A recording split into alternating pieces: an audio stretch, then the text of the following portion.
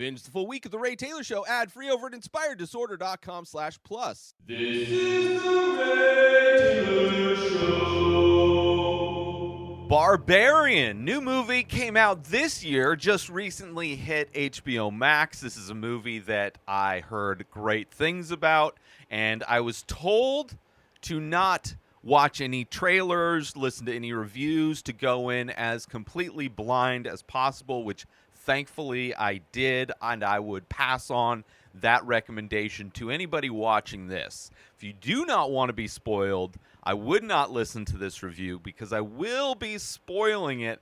I would recommend definitely to go into this movie as blind, knowing as little as possible. I still haven't even watched the trailer. Trailers nowadays tend to reveal way too much. So I absolutely hate watching trailers, and I avoided any reviews. All I heard was that it was great, and I agree. I think this movie is amazing. This was written and directed by Zach Cregger. I don't know if he's done any other movies, and I'm going to check right now, and hopefully it doesn't take me too long to figure out what other movies. The Whitest Kids You Know? What? So he comes from comedy, which is great. He was an actor on that. Let's see, what about director? Barbarian, Newsboys, never saw that TV show. The Gang, Self Sucks, never saw that. So he did some TV stuff. He was in a bunch of episodes directed a bunch of episodes of The Whitest Kids You Know, which was hilarious sketch group show from the 2000s, I guess. I don't know when that series first came out, but it seems like it was the early 2000s when I first heard about it. So this being his first feature film, I thought it was amazing. I thought it was written well. I loved the camera work in this. A lot of great use of different lenses, wide-angle lenses, just every aspect of this movie I thought was amazing. This movie also was the first horror movie I can think of in I don't know how long that literally had me scared. This movie had me yelling at my TV in ways I never had the complete and utter urge to do. It was a movie that not only did it scare me, but it had me jumping. Like, it had me jumping, recoiling in my chair, saying all of the inflammatory language that one might say when they have the shit scared out of them. So I highly recommend watching this movie before this review, before I talk about it, because I want to get in depth with this movie. There are aspects of this movie I absolutely loved. I kind of want to walk you through my experience watching this movie, but it's great. And just before I get into spoilers, this movie, aside from it actually scaring me, aside from it invoking me yelling, I was watching this movie alone and I was yelling at my TV. I don't know how many times I yelled during this movie, get the fuck out of there. What the fuck are you doing? Get the fuck out of there, right? Couldn't help myself.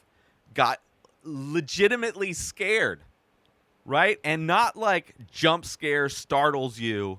Like, legitimately, the thing I saw on the screen made me recoil in my chair.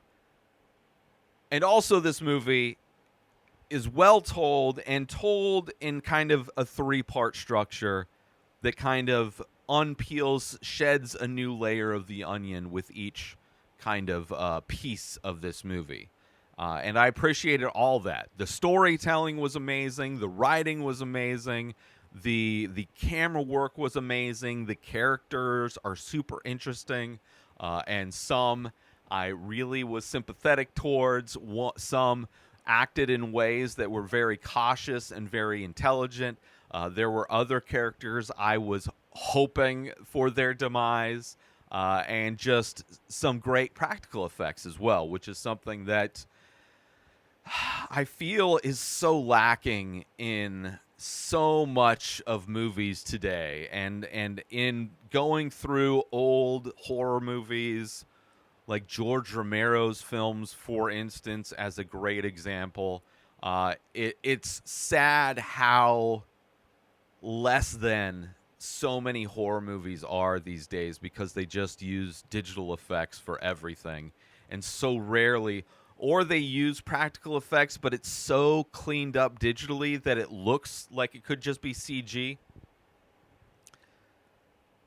So this movie's amazing. I highly recommend checking it out. And with all of that said, I want to get into this movie and talk about this movie because I love this. This is probably one of my favorite movies I've seen this year. Absolutely my favorite horror movie I've seen in the month of October. As it is Halloween at the release of this episode. Happy Halloween, everybody. Hope everybody isn't scared of the right-wing boogeymen of fentanyl or what was in my day razor blades in the candy. Go enjoy yourself. I really don't know how much kids are even trick-or-treating these days anyway. My experience is there's not a whole lot of activity on Halloween when it comes to kids trick-or-treating like it was in my day. But anyway, with all that said, happy Halloween. Let's get into it. This movie, first off, takes place in Detroit, which is interesting, right? There's some interesting aspects of Detroit that are used to great effect in this movie. You have this woman visiting Detroit. She has an interview, business interview, rents an Airbnb. And the opening of this movie is her trying to get into this Airbnb. It's nighttime. She can't see anything around her in the neighborhood. It's just dark except for this house. It's got a lockbox, and she gets into it, and there's no key. Finds out double booked, right? It's like, oh, like the thought of going on a trip for any reason, whether it's for pleasure or business, and getting an Airbnb and having it double booked, having somebody in there has to be the most frustrating thing. Her trying to get a hold of the person that runs this Airbnb is just painful. How just it's you can't get a hold of the people you need to get a hold of in any situation these days, whether it's like an independently run Airbnb or a major corporation. There is so much distance put between the customer and the company. It is absolutely ridiculous. Most things are handled by like bots nowadays, and it's just painful how little any regular human is treated in every situation. So double booked, turns out there's a guy inside. And it's like this whole time, this whole interaction with her and this guy is like, you don't know what this guy is like. Is this it could easily be we're watching a horror movie. You're watching a horror movie, and like this guy, while being like respectful and being seemingly a nice dude, also kind of has the vibe of like a magician who's telling you how thoughtful and respectful he is, while also potentially pulling the rug out from under you, right? Like, despite how on the surface it seems like this guy is trustworthy, at the same time, you're watching a horror movie. You can't trust anybody in a horror movie. And for this situation, it's like, for all we know, he owns the Airbnb, and this is how he lures people in, right? Only books women. And then just has this confrontation, this situation where it's like, oh, it's always double booked. I don't know what happened. Why don't you come in? So, like, I'm super suspicious of this guy the entire time, despite the fact he seems like a nice guy. Like, I'm of two minds when it comes to this guy that's already in this Airbnb, right? And she's playing it super cautious, right? She's playing it smart. Obviously, probably shouldn't have even gone in to begin with, right? Like, oh, it's double booked. Somebody's in there. It's like, well, I'm going to fuck off. I'm going to find a motel or a hotel or a Holiday Inn right? Listen to some Snoop Dogg and contact customer support the next morning and get my money back, right? I'm not going in to begin with, but she does. It's bad weather. He invites her in. It's late at night. He's like, come on in while you figure out.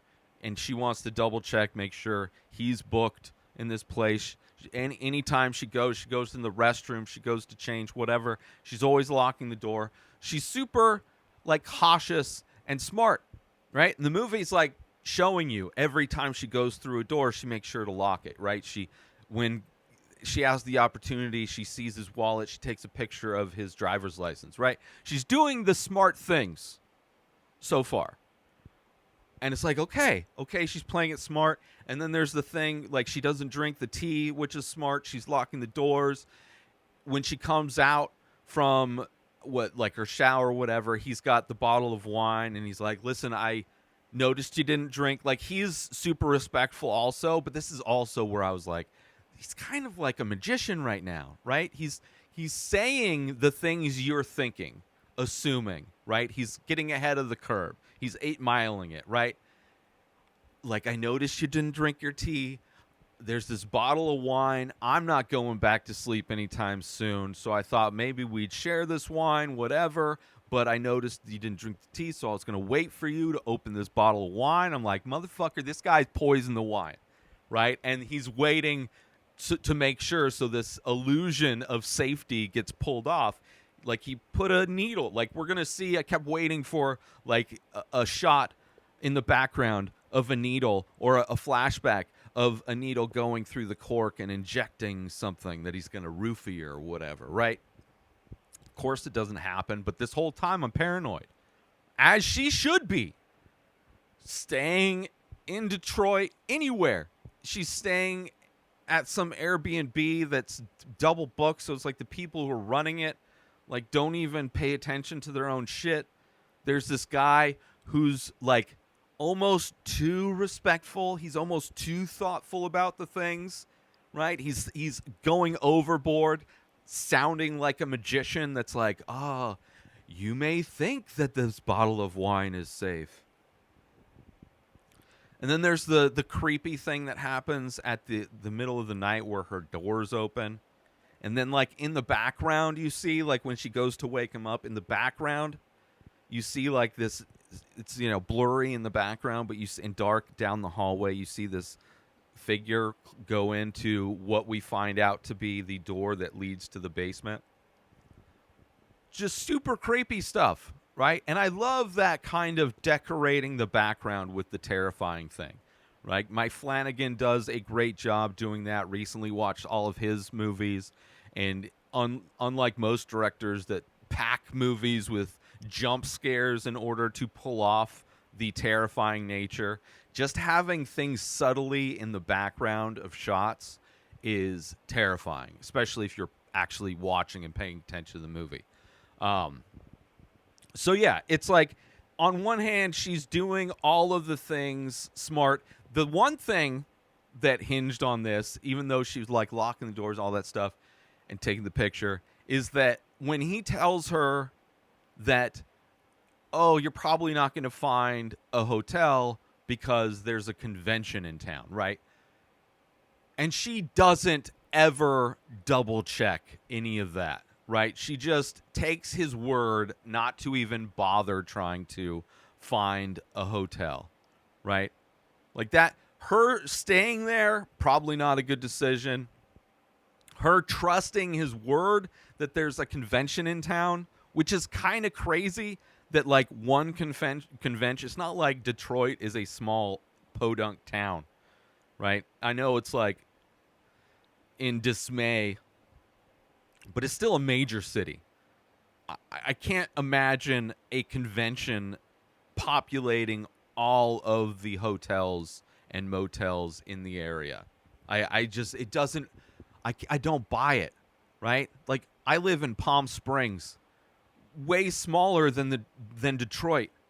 And if there's one convention in town, there's probably all of the rooms near where the convention's at are going to be booked, but there's plenty of other places. The only time it's very difficult out here is like during Coachella, right? Where it's a weekend long music festival, then it's kind of tough to find a room, right? But one convention's going on every weekend in every city.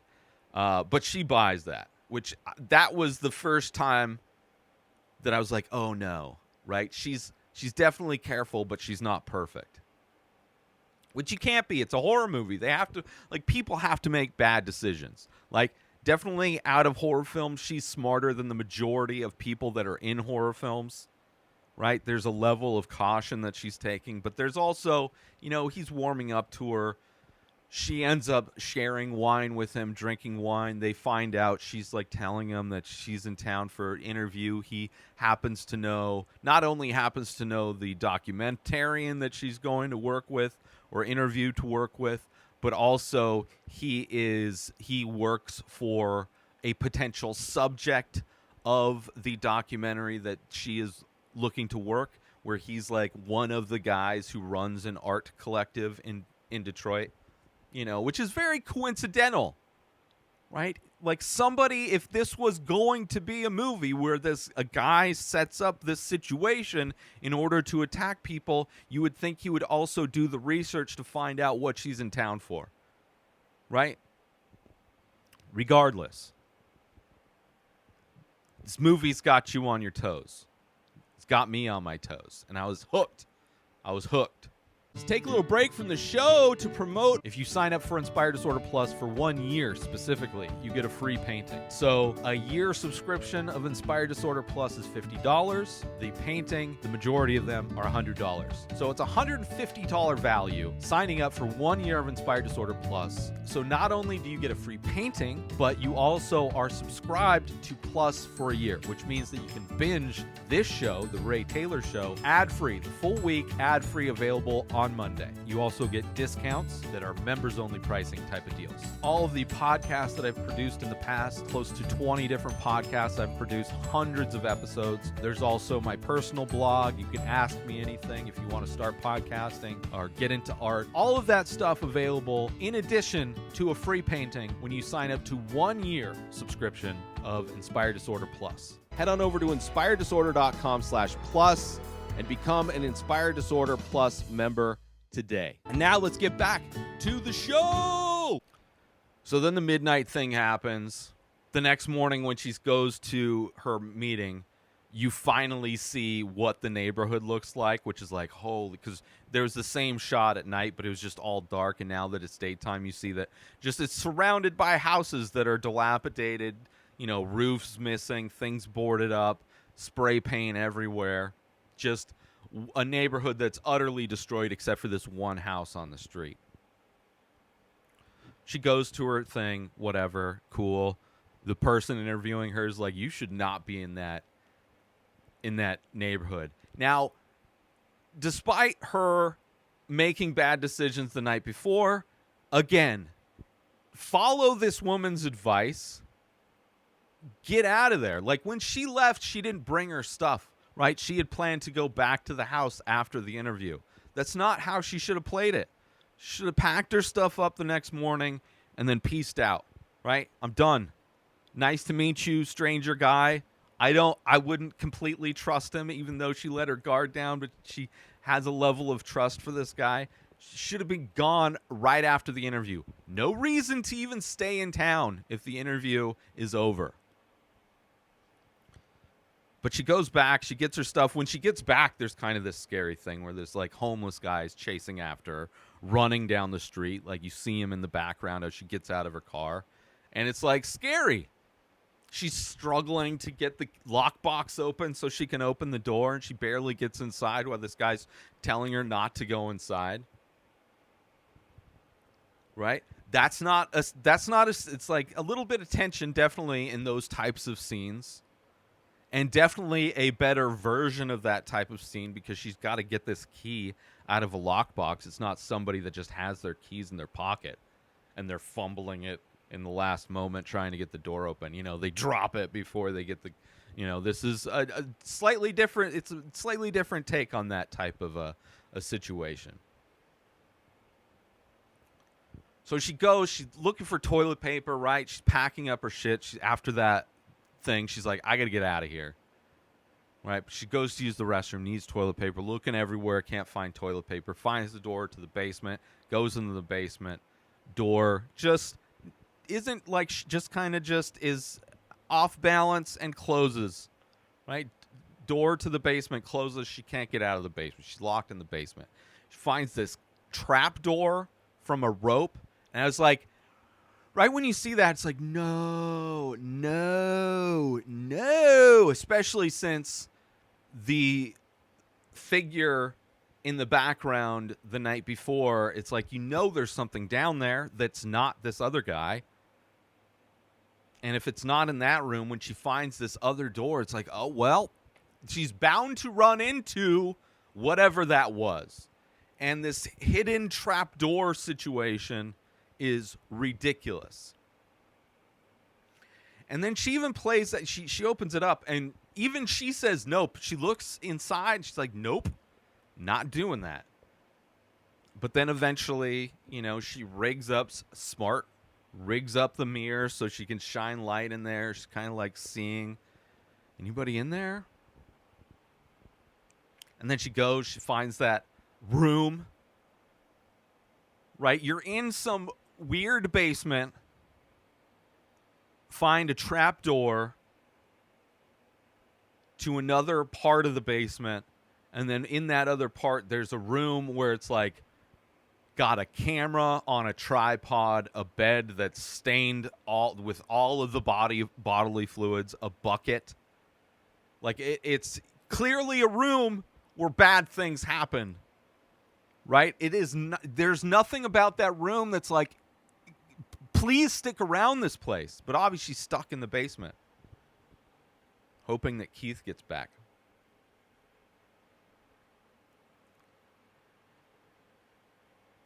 And this whole time, like, just get the fuck out of there. Go, leave, break the fucking door down.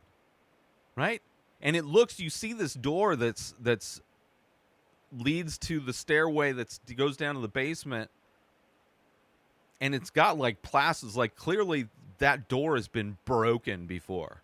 People have kicked that door open before, right? People have been trapped in that basement before, right? You can see the finish on the outside of that door where the doorknob is. There's probably been different placements of doorknobs because it's been just people kicking the thing down, kicking it open. So then Keith shows up, she gets out, and she tells him should have just left. Should have been like, yo, Keith, here you go. I'm out of here. There's crazy stuff in the basement. Don't go down there, but nice to meet you. I'm out. I'm gone.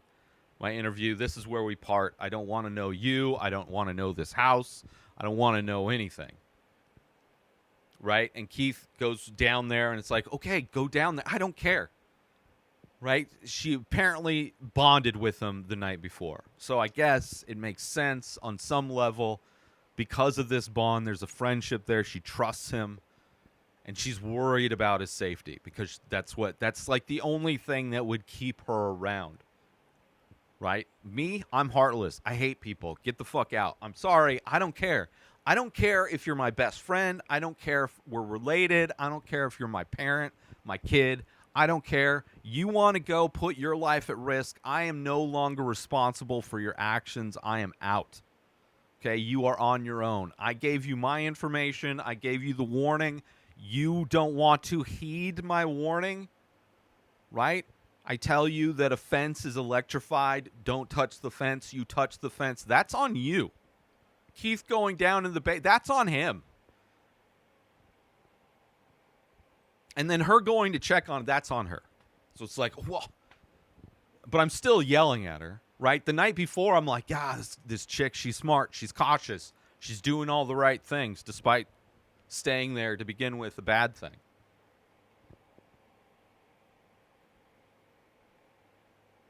And when she's down, trying to find Keith, he disappeared.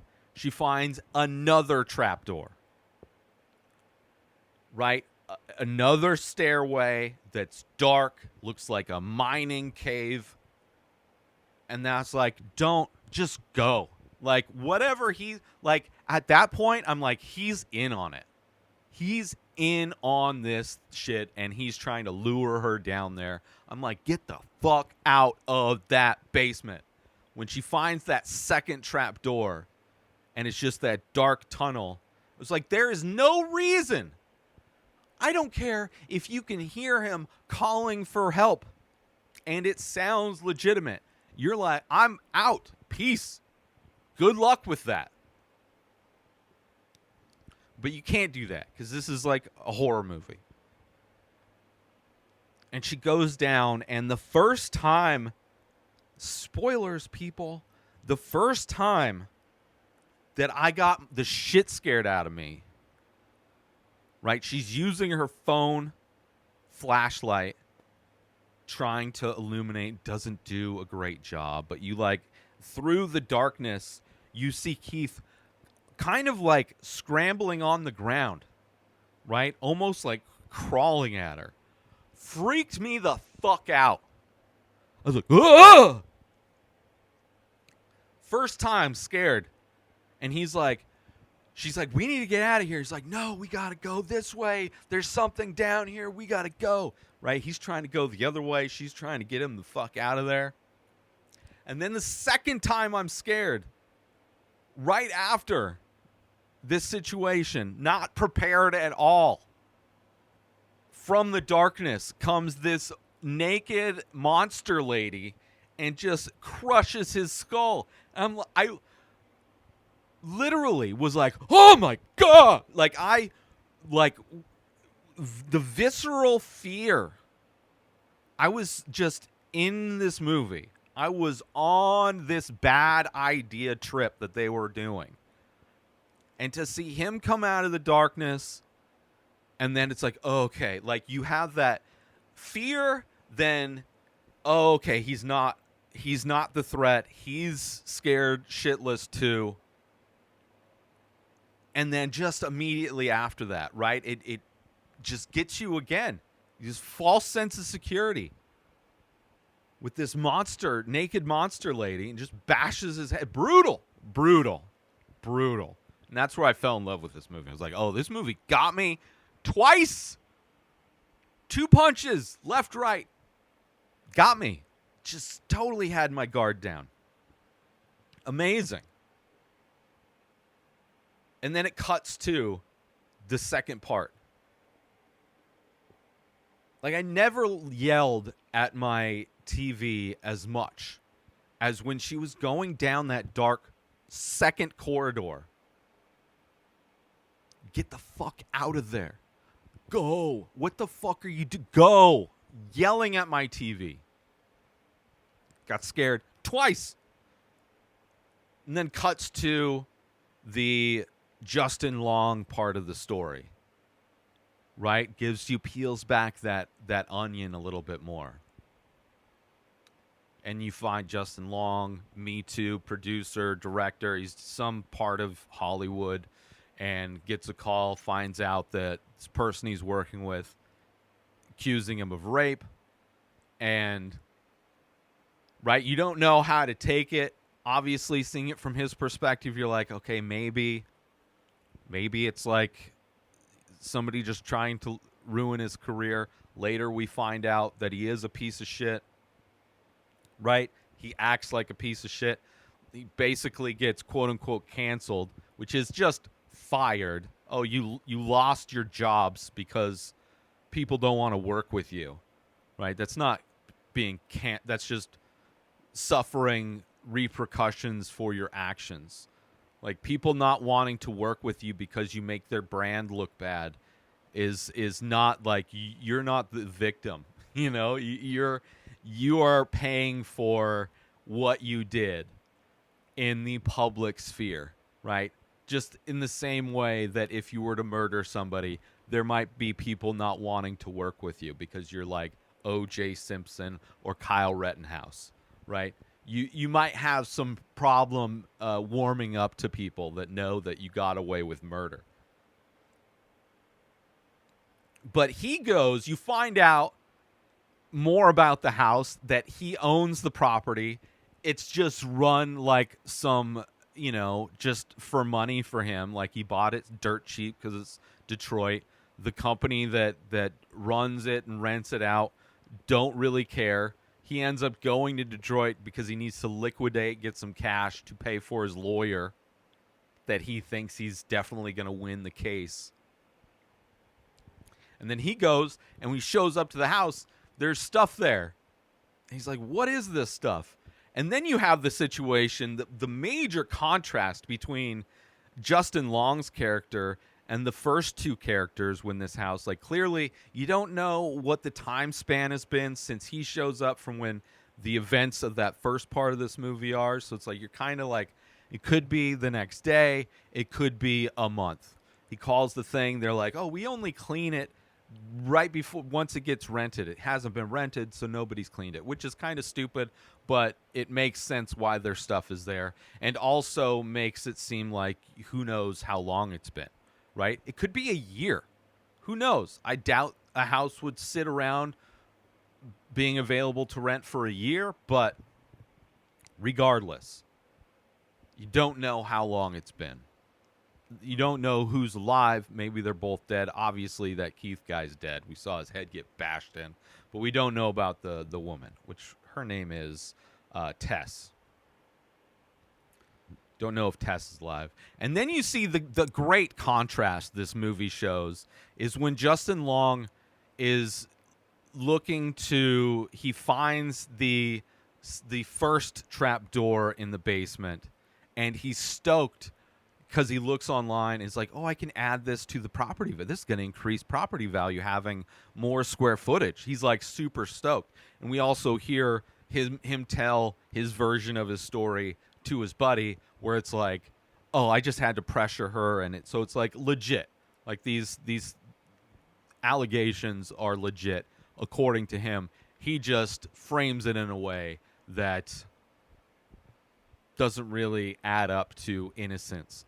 Let's take a little break from the show to promote gift certificates. If you want to purchase artwork for somebody, you have an art lover in your life, and you think they would like my art, but you don't know what painting to get them. I have over 2,000 original pieces of art for sale in my store, along with shirts and prints and other things. So I can understand that being a bit daunting if you're trying to buy something for somebody else. Give them the gift certificate, and then they can go to my website, inspireddisorder.com, and they can buy whatever paintings they want. They can buy whatever prints they want. They can buy t-shirts. They can buy hats. They can buy all the different merch, gift certificates, which are available currently at inspireddisorder.com. And now let's get back to the show. So, this is like a completely different situation where I'm like, oh, I can't wait for this guy to die. Like, I'm not yelling at my TV. I am happy watching this because he's happy measuring his square footage. He's all about greed, and he's dumb. Like this joy of ignorance versus the contrast of how cautious she was mostly, and how terrified I was for her in the first part. Completely opposite emotions for when Justin Long's going through, and his character's name is AJ.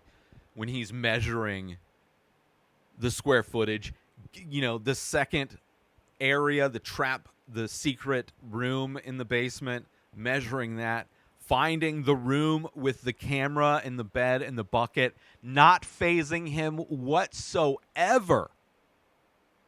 Just happy with the square footage that he's hopefully going to add to the property value and make more money to pay for his lawyers and stay out in LA longer, right? It's just like, it's hilarious how like oblivious he is to any kind of danger, and also my emotions towards his delusion, and how like happy I am for when he finds that second door, which he does, and he's like, oh, like he's just seeing dollar signs when he sees that dark stairway down to the dungeon area. He's just like, yes. And then he's like, just like not at all concerned, measuring stuff, measuring through, finding the room where the dog cages are. And he's like, the first time he's like, what is this stuff? And then he gets spooked and he ends up having to run. Like, he brought down like a little kitchen knife or whatever, the smallest knife you could find to protect yourself, right? Far from what Michael Myers type of kitchen knife was. He's got this little fillet knife. And then he gets caught, and then he gets trapped in this hole with the thing on. And the third time I get scared, I caught off guard because I was like, I don't care about this guy. But then once he starts running, I can't help but get caught up in the story, caught up in the action and the thriller nature of this thing. When he's running for his life, I'm just waiting for this naked monster lady to kill him. But then he falls into this pit, and we see Tess. And when she shows up, it's like these characters just like coming out of the darkness scared the shit out of me. Scared the shit out of me just as the first two scares. Recoiled in my chair. Holy fucking shit. Right? Verbally, like, saying what would be my last words. Scared the shit out of me. And then cuts again to the origins of that house, and we see the person that owned it like in the 70s or whatever, and we get the idea of what that monster is. That monster, like, this guy would stalk women, and that's clearly where he would take them. There was a TV VCR combo playing, like, you know, how-to videos for mothers who are nursing. So it's like, clearly there are people, generations of inbreeding going on in that place. Insane. So seeing kind of the origin story of it, what it was like when the neighborhood was brand new and when people were just starting to get out of the neighborhood. And then the whole, like, getting free, the AJ character just continuing to be a horrible person, right? Gets a hold of, you know, finds the guy who started it all, who kills himself, which kind of makes it, you know, he's like, oh, we're going to get the cops here. He's like, okay, I'm out then. Right? I'm dying anyway. I rode this train for as long as I could. That monster lady, like, inbred, like, abomination that's out there, I can't deal with her anymore, so I'm just checking out now. Thank you very much. So completely makes sense. And I love that actor, Richard Blake, who played Frank. He's great. He's worked with Rob Zombie and some stuff. He's a great, like, creepy horror actor. He has a great, I think it's the movie 31, I think, by Rob Zombie. He's got, like, this great monologue. It's probably one of his better performances. So him killing himself, the AJ gets a gun. And, of course, like, you see the events that are happening. She, like, gets free. AJ is brought to go get fed or whatever. He gets away. He gets the gun. And then, of course, you know it's going to happen where he shoots. He sees a light at the end of the tunnel. He assumes it's which I can't really blame him for that, you know? Like, as the audience, we know that it's Tess, but for him, it's like, I'm shooting anything. And they make this character almost redeemable, the AJ character, right? You see that he feels bad, that, like, he's done these horrible things and he wants to make things right? Tries to make this character redeemable.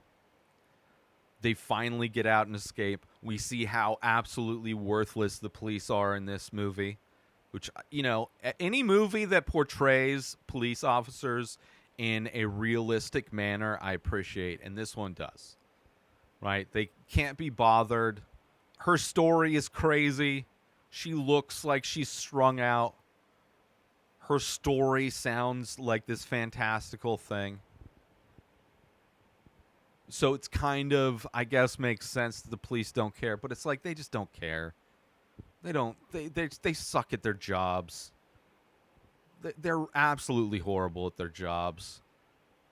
So I appreciate this movie for depicting the police in that way, right? Just showing how absolutely little they can be bought. want to spend any effort to do anything.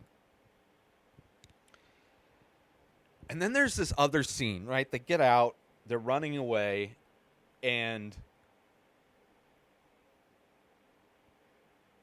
they like get to a place. That homeless guy, we find out that's like framed differently, where he knew there was a monster in there who's actually trying to help her by stopping her from going into that room. So it's cool how this movie, as it progresses, how things are brought to light and framed in a different way that makes the characters be perceived differently, like the homeless guy. So he kind of takes them to their place, right? AJ's taking Tess, who's shot, trying to help her out, right? Trying to redeem himself on some level. And then they get chased. Like the monster lady comes out after she got hit by a car. She chases them to the top of this like water tower or whatever. And there's this moment where AJ completely throws away any goodwill, any kind of redeemable aspect of his character, and literally throws away the one person I care about surviving in this movie to save himself. And it's like heartbreaking, that scene. It's so, because it's just like, this guy is just a piece of shit no matter what. Like, he will want to do good up until a point. He'll want to redeem himself up until a point. But when faced with any kind of adversity, will effortlessly throw somebody else under the bus or off of a water tower, as it were. And one of the few unbelievable things is that somehow that monster lady is able to fall faster and protect her, which I love that. I love that she survives. I love that she's like the final girl. I love that AJ's head gets torn in half. I loved the ending of this movie. Absolutely. I'm like, okay, good. The only person I want to survive, she hopefully survives. I mean, she still has a gunshot wound, fell from a water tower, and is in the middle of like one of the worst neighborhoods in Detroit, but where like police don't want to do anything to help. So it's like, okay. But I love this movie, man. It's a movie that scared me. It's a movie that made me care for horrible people and then reminds me why they're horrible people. The creature design, amazing. Every aspect of this movie I absolutely loved. And if you watch this and you haven't seen the movie, how dare you? How dare you? But it's by far one of my it's probably one of my favorite like all-time horror movies. For the specific reason it scared me. Right? It is, I can't remember how long it's been. Like, I've had movies gross me out, like with the like torture porn and gore and things like that, but they're not frightening. I've had movies like make me feel bad, like they look like they like tarnish my soul on some level, right? The Rob Zombie movies on some level just make me kind of disgusted in humanity. And like there's been movies that kind of stress me out or whatever. There's movies that have jump scares, but there's no movie that has made me like recoil in fear while also being so vocally active at the screen, yelling at characters to get the fuck out of there. What are you doing? Go. Like this is a movie I wish I had done a reaction video of. Because unlike the majority of movies, I had visceral reactions to this movie. Definitely made a big mistake not recording myself watching this. Although that, I don't know if that's a thing I really want to do. But highly recommend checking it out if you haven't. Please let me know what your thoughts of the movie are in the comments. I would love to hear them. Did you get scared in those same moments in the same way I did? Or were you like, it's no big deal. I saw it coming, whatever. You going to lie to me? You going to lie to me about that? You were spoiled. Somebody spoiled you. You knew what was happening. Anyway, I love this movie. By far the best horror movie I've seen in a long time. And highly recommend checking it out. It's great. It's great. Barbarian. New episodes of The Ray Taylor Show come out every single day. Subscribe on YouTube and everywhere our podcasts are found. Binge the full week over at inspireddisorder.com/plus. Buy Ray Taylor Show merch over at inspireddisorder.com. And follow the show on Instagram at Ray Taylor Show. Have a wonderful day, everybody. Peace out! Today is the day where you wake up and you realize that everything that you've been dreaming about, everything that you've been wanting, every goal and wish and hope that you've ever had can become real. Dreams can come true. What you manifest in your mind, you can bring to reality.